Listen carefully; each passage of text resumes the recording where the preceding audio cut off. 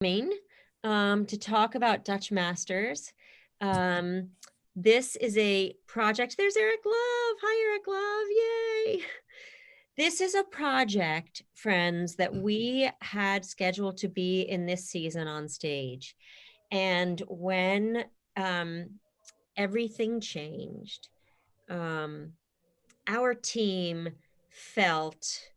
Hi, Lori. We're still just introducing. Nice to see Hi you. there, Carol. It's good to see you. This is like, Um, oh, let's turn it on. I know. Oh, I'm so happy. It's great. Um, this is a play that we had wanted to do live for a couple of years, and we also knew um, it could lend itself to being filmed. We knew it was going to be very challenging, um, but we picked it. We decided to do it. We had a director we love, Rachel Dixon. She cannot be with us in this evening because she's at the Ensemble Theater in Houston working up a storm right now as we speak. But our wonderful cast is here, and I'll introduce you in just a moment. The big thing that we did with this piece, who have you all seen it? Raise your hand if you've seen it. Okay, great. So some of you haven't, which is fun also.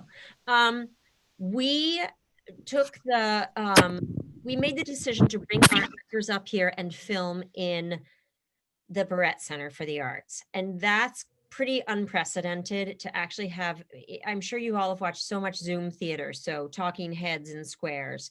And we brought John Croft and Nuri Hazard up and fell in love with these two and their work and had an amazing couple of weeks with them and then filmed right on our stage. And so for those of you who have seen the play, I just want to kick us off with this is new, this is different for Northern Stage. You just watched a play online. What resonated with you? If there was a particular acting moment or anything about the story, or did anything resonate with you in terms of how this story impacts us now? I'm open to any thoughts that anyone wants to share. And if nobody wants to, yeah, not yet. Okay. So jump in, just raise your hand if you want to add something, but I'm going to start actually with Jackie Byrne. Can we ask you, because you were the assistant director on this, was there a moment in the play that particularly you know this play inside out, and in watching all the rehearsals and being a part of the filming, what was your favorite moment? Oh gosh, that's tough. Well, I think like I'm sure uh many people, the climax of the play at the very end, obviously that was something that I think took like the most work in a lot of ways, both from like the direction side and the actors, of course. And I think like that wasn't really a moment we nailed until like the very last sort of moments of filming. And Yeah. so just seeing all of that kind of come together and that like chaos and that emotion was really moving and really powerful, especially to watch in person in the space. So yeah, that was my favorite. Beautiful. Thank you. Yes, Yulia. I have two like sides of it. So the happy moments were when they connected through the song, the rap song outside first. And it was like so authentic and they were both happy in that moment. And then when they connected through the childhood memories, but like something they had were happy together about. And then I think what hurt the most was uh, when I saw how hurt either of them were in different moments, but mostly when the main I don't know, I never realized if it was actually so in the play or not, but when the John's character didn't know the last name of the person who cared so much for him. Yes. And yes, he says, oh, it's because I'm so high, but I don't think it was because it was so high. So I was like, wow. And then of course the end, like Jackie just said, like the tears. Yes. Oh, Yulia, you just got muted. Your little mute sign Oh, just there you are. I think that's me. That's it. Yeah. Yeah. Thank you. So the beauty of them connecting, and then also the falling apart. Does anybody, this is a play about race and identity and perceptions of each other. And to be very honest, I felt that this was a play right now in our predominantly white region that might resonate deeply. And I wondered if any of you felt that way, that this was a story that for predominantly white audiences, what do you take away from this? Um, if anybody wants to share. Yes, Julie. Hi, Carol. Hi. First of all, we thought the acting was absolutely phenomenal. We just finished watching it, so we're still in the moment, if you would. Oh, thank Um, you. and I just, personally, I felt that the fear that was so obvious on the train when when the character when John's character seemed absolutely petrified um, by what he was experiencing. And I thought that was a very natural reaction on his part, Mhm. because I think too often we get pulled into these unrealistic fears. Yes. But I thought that the whole thing was so extraordinarily well done. Oh, And to find out, to see the intensity that obviously both of them felt, and the emotion was exceedingly beautiful, I thought. oh, So thank you. I really, I don't know if I've seen anything that has moved me quite like that. Oh, that is so wonderful. Thank you so much, because you're the first people that we know have seen it. It went out into the world yesterday. So these are the first responses to something that was, Really. in our hearts. So Nuri and John, yeah, no one ever remembers their characters' names, so it's fine to say Nuri's character and John's character. It's Steve and Eric, pretty, yeah. Yeah. Um, Yeah. Nuri Easy. and John, I'd love to ask you a little bit about, first of all, when you read the play, how did you feel about it? And what made you say yes to doing it? Does one of you want to start with, so just the actor's first response to this script? Because it's not that well known. Not that many places have done this play. Yeah. John, you want to start? I see you unmuted, so. Do you want to go first, Nuri, or should I? Okay. Well, I sort of like my first reactions to, or my first encounters with this play were actually not reading it. The playwright Greg Keller is a Juilliard playwriting alum, and I'm also a Juilliard alum.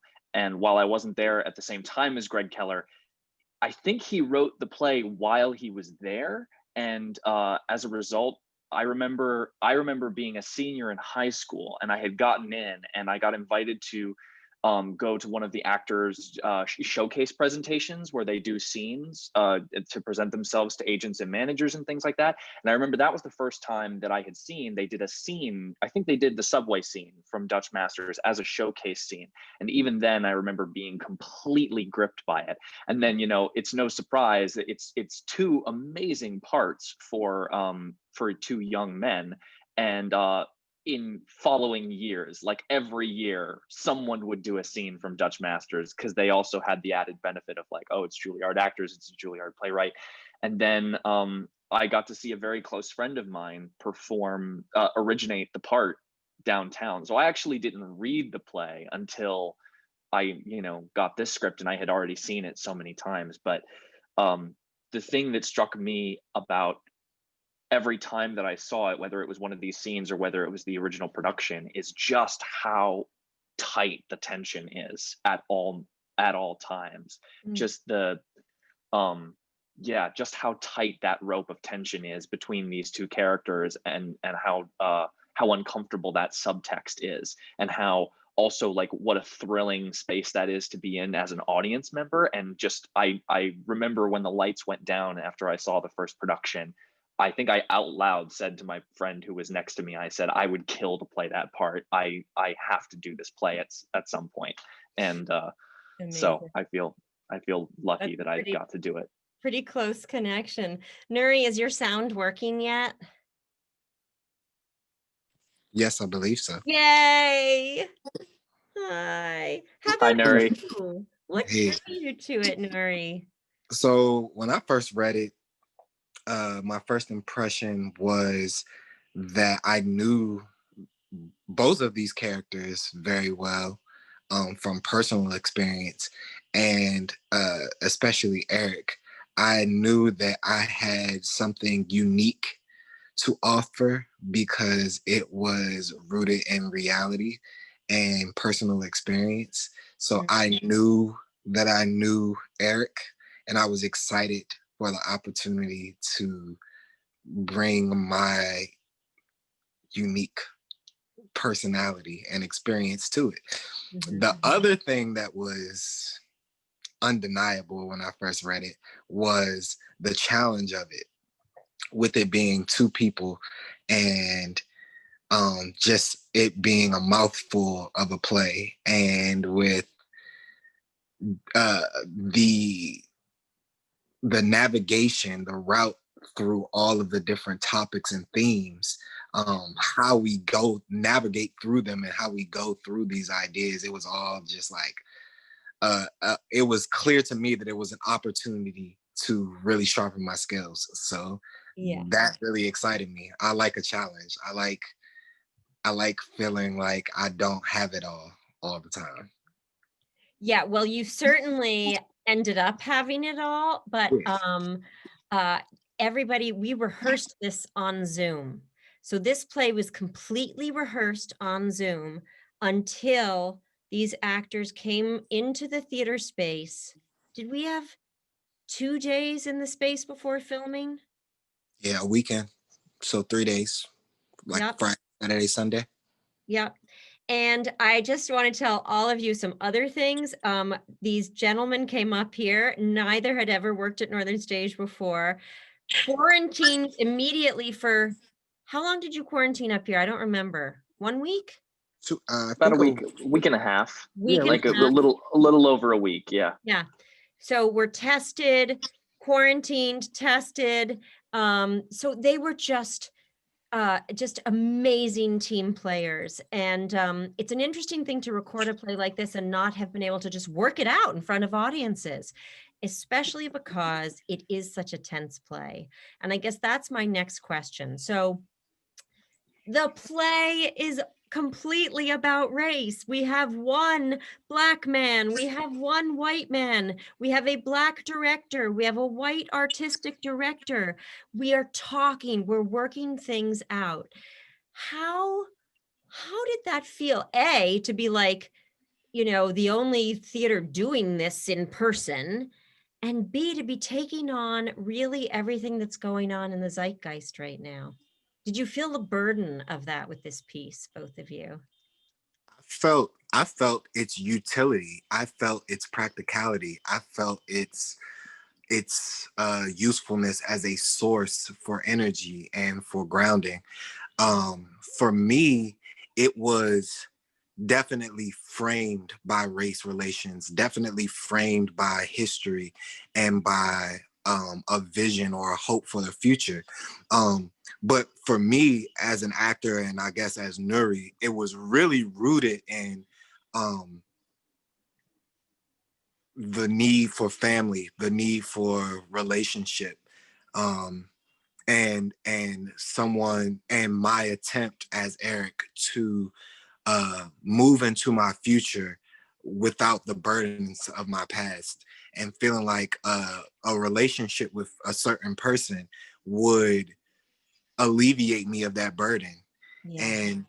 And so there were moments definitely where, like, for example, I know, and you probably remember this from the last day of shooting, but when we were going through the monologues about police brutality in the park, I remember I was able to very candidly and directly access things from the current reality to fuel and charge and focus my energy to execute. So I didn't really feel like a necessity to represent, or a necessity, or like a burden to represent, or anything like that. I just felt like I, I'm grateful to have the opportunity to use that energy to speak for that energy. Yeah. Yeah. Beautiful. Yeah. John, how about you? Yeah, I mean, kind of like Nuri was saying before, when I read the play, I immediately thought, oh yeah, there's a lot of me on this page. I saw a lot of myself and a lot of my experience reflected in the characters. And yeah, it's also the reason why it was such an exciting play to immediately why I knew I wanted to do it, was because it's like, not only is this the kind of theatrical and dramatic work that I want to do, but it's also the kind of work that I want to do on myself as a person in this growing and changing world of like being being more consciously in touch with I guess the power that I yield consciously and unconsciously. And it's a very interesting experience too, working in theater and doing this, because I mean, in one of the previous talkbacks, we talked about white fragility, and we talked about the feelings of defensiveness and fear that come up with being basically like being associated with all of the most horrible, evil aspects of systemic racism, and kind of changing the narrative between racists are people who do bad things versus people are victims of everyone is a victim of racism and a victim of bias, and to a certain extent. But I still had many experiences of being in rehearsal, and it's a different kind of process, because normally I try to approach a rehearsal process very bravely, with the idea of like, okay, I'm gonna make lots of mistakes and I don't know what the play is, and I'm gonna just throw things out there. But I like to think of myself, John the actor, as a woke, young, educated person in 2020. But I'm still there's still moments where I would find myself feeling defensive for moments of the character, or having thoughts in rehearsal and thinking to myself like, oh, should I say this? Am I going to sound stupid or ignorant if I ask this question? Yes. And I tried to challenge myself as much as possible to let go of any kind of that fear, because ultimately the reality is that if I don't know something and then I say it, then I'll get to learn something, as Yeah. opposed to if I just like hold on to the idea of like always being right and always coming off as being elevated and woke and not racist, then Yeah. there's only so much I can really learn. So I feel like the play was also a really rewarding experience on that front as well. Yes. Yes. So did people feel, well, actually, Just Chase, can I ask you a question? Because this is a play that's been dear to you for a long time. It isn't performed very often. Do you have any sort of feeling about that? Did you see the original production, Jess, in New York? Great question. No, I actually, I mean, I came across this play maybe in like my second week at Northern Stage, so like a little over 2 years ago. I remember, Carol, you sent me like, here are 5 or 6 plays that I am interested in and that I like, and I read it. I remember like opening up the file and being like, oh well, we'll see if I'll read a play right now, and then like immediately. And it's a great question. I mean, it has been, and it's been done a couple of times. I think it was first done at Barrington Stage in Massachusetts. I know it's been done in Chicago. I think it's been done once on the West Coast, maybe once in London or Germany or something. So it's like there have been a smattering of productions. I mean, I do think it's pretty. I understand why it might be intimidating. I mean, there are a lot of, I guess I could see why, a predominantly white institution, as many regional theaters and many theaters around the country are, might be intimidated to tackle the subject matter really bravely. And I can imagine why a Black theater might not want to put on a play about race by a white man. Yeah. So Yeah. I think it takes like a sort of a special passion for it and a real commitment to doing it right, which I know, like from the beginning, something Carol and I talked about, like if we were to do this, how would we do this in the best way so that the play, so that we're doing justice to the play and we're doing justice to the conversations that the play wants to have. And we felt really strongly about that. But I also just do find that, like, as I talk to people in different theaters around the country about this production, a lot of people love this play. So, it's hard to get a play done generally. So, but Right. the play does have a lot of champions and people who admire it, even if it's, it's not done everywhere.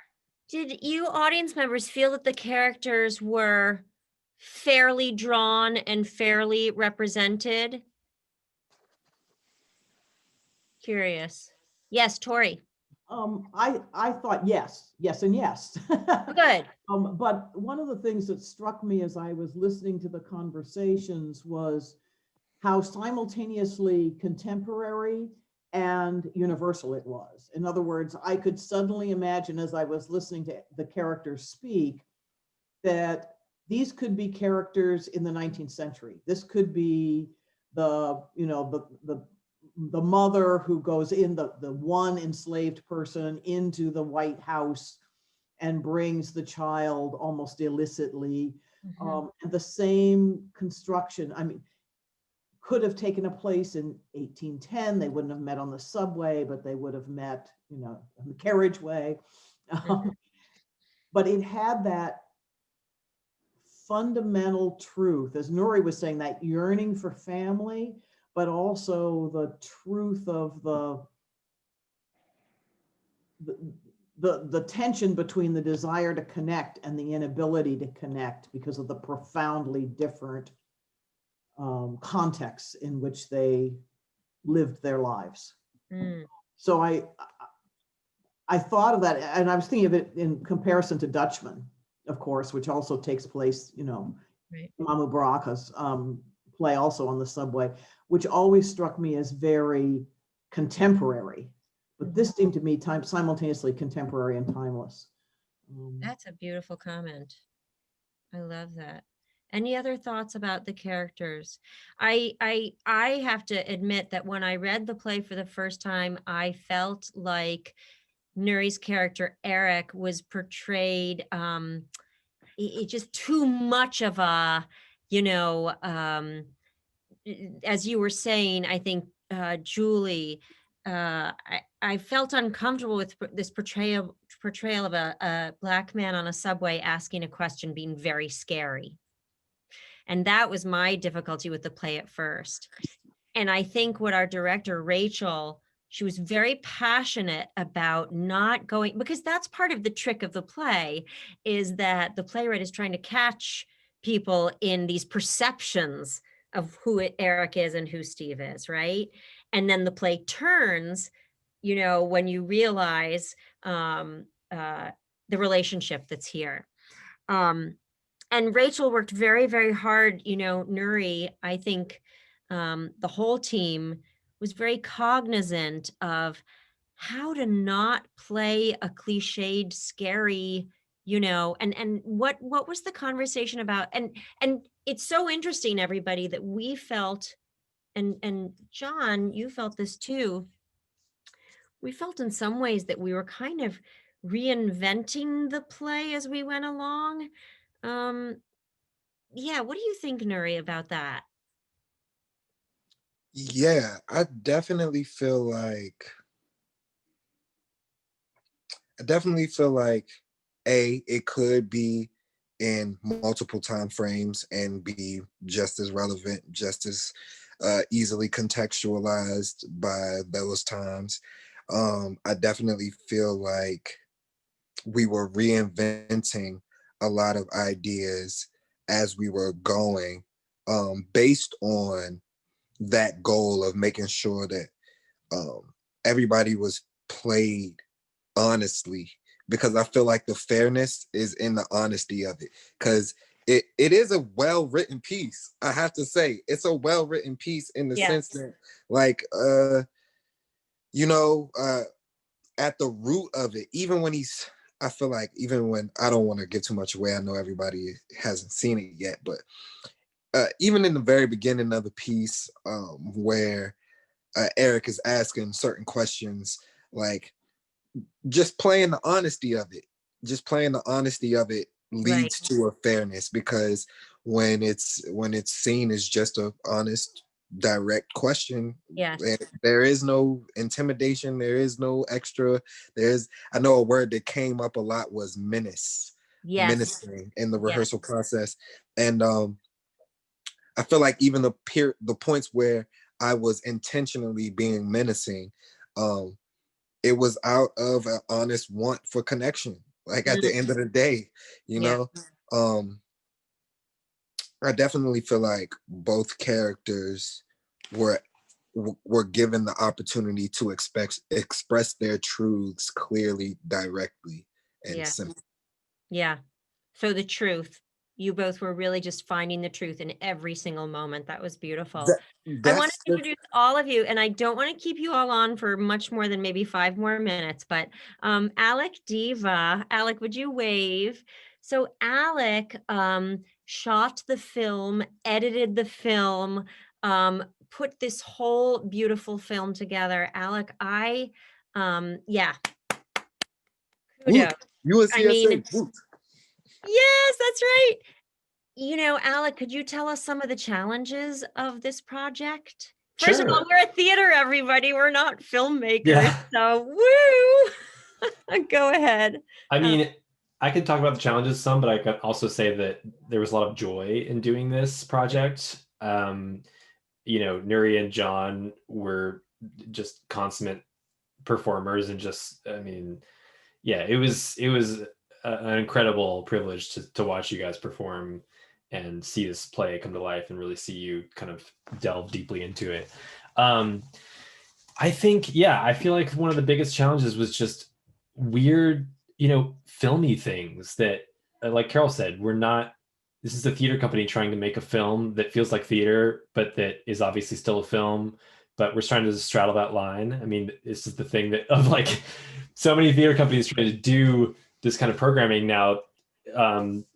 It's like, yeah, it's like, where do you draw the line? Is it a film? Is it theater? And I feel like we tried really hard to say it's theater that just happens to be filmed, we did. We and really did. Yeah.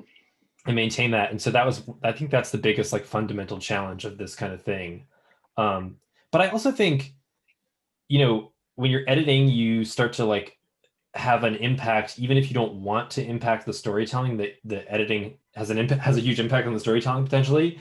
So trying to maintain and remember what the drive was and what the sort of ultimate vision was. And Carol and I had some great conversations about that too, with things like Eric, you know, he I was trying to pull back with the edit the level of anger and sort of go for a less violent seeming take, because I was having my own, like, my own privilege was showing, my own whiteness is showing in the way that I was approaching the edit too.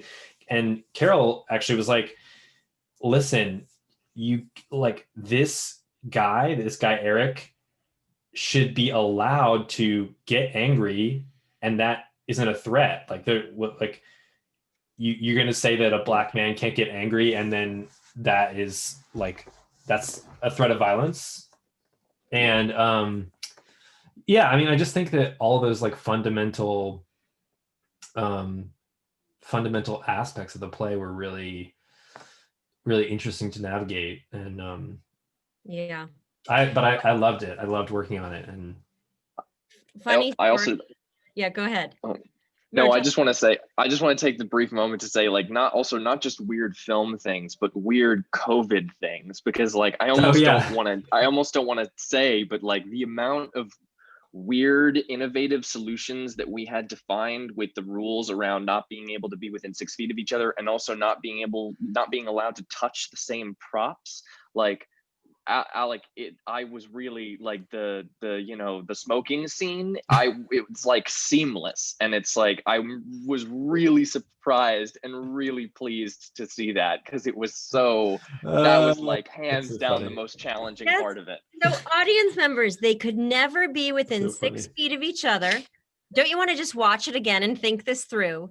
They could I'm going never to touch. call Robin what to do again. Yes, Julia. So they never could touch the same prop. So there were 2 cigarettes, and they were hidden. They could not touch the same pieces of the door. And one of the most important scenes in the play has to do with a door. So one actor touched different parts that it was unbelievable. It was unbelievable. That is a challenge. A lot of fun. You all guess that watching it at all? You did, Tori, a little bit?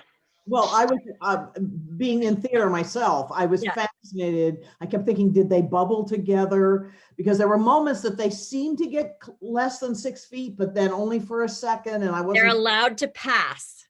Yeah, but I thought it was masterfully done. I mean, I was watching for that. If I hadn't been watching for that, I wouldn't have been. I mean, it looked completely natural. So did you have to follow both equity and SAG safety protocol? No. So for everyone, there's the Actors Equity is our theater union, and SAG is Screen Actors Guild. This was just Screen Actors Guild, which we knew nothing about 8 weeks ago. And so we've rewritten all our contracts and learned all the new rules. This is just SAG. Stephanie Everett's play, It's Fine, I'm Fine, is equity and SAG. Wow. We've got rule books like this, but because of it, I actually think Northern Stage is one of the safest places up here. We're tested all the time. I mean, we're really blessed to have the ability to be safe right now, but it's been really quite a challenge. Yes, Julia. I have to say that I'm sad that we don't get to see it live, but I'm so happy that this is recorded, because North Stage put on a ton of awesome shows, and it's just so sad at the last show when you will never ever see this again, and you will never have these awesome actors together again. So that's like a real huge plus, even though in the time of a big minus. Well, I think oh goodness, I'm gonna forget. Oh, I have a question to everyone. Do you think that Nuri's character and John's character, Eric and Steve, will ever meet again? I kept thinking about it afterwards. That's a beautiful question. Nuri, John, you guys want to say? Look at their faces. Nuri, you're muted, Nuri. I really want to hear your answer to this question. I don't think they do. I don't think they do. I don't think that, because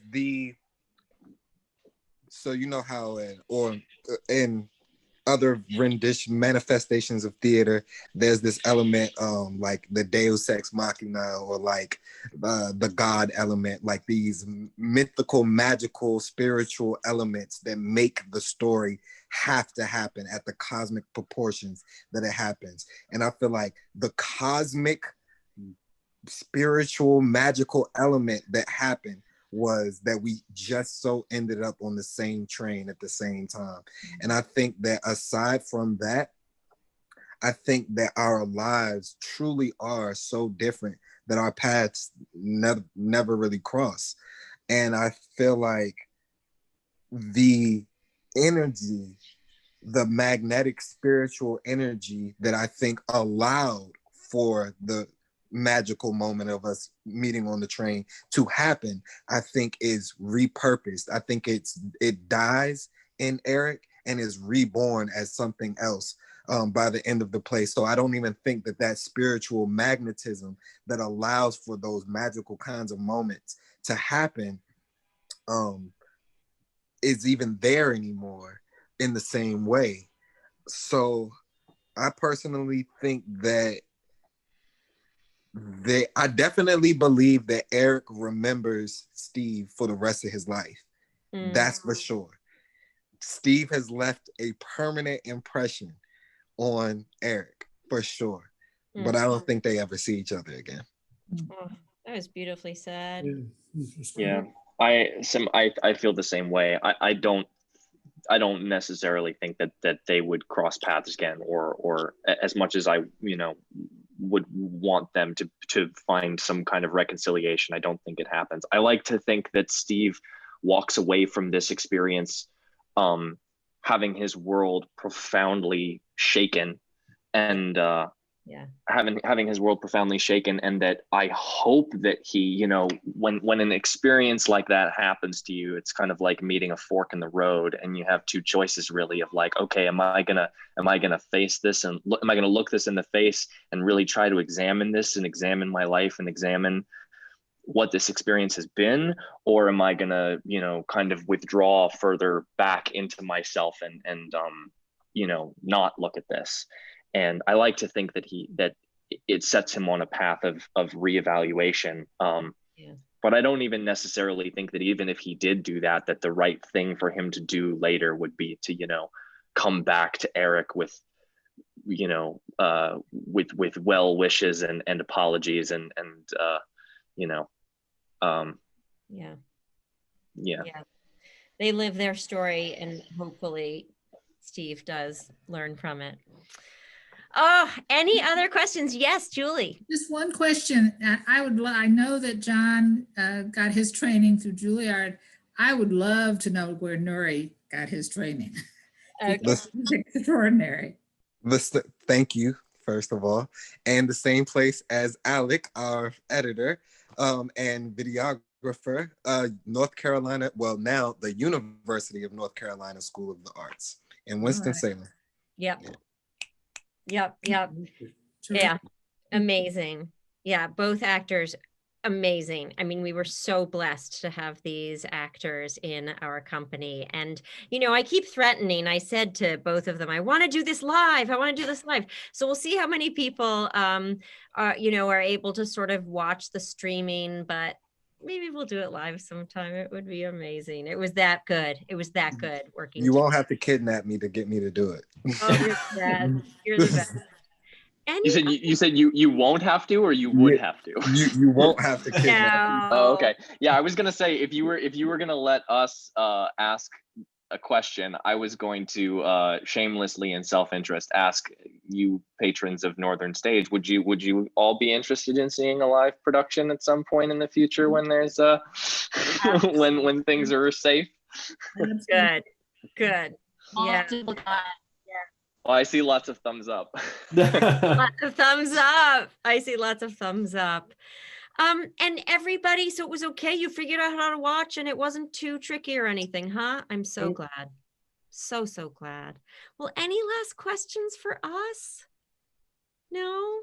Okay. Well, listen. Thank you, artists. Thank you.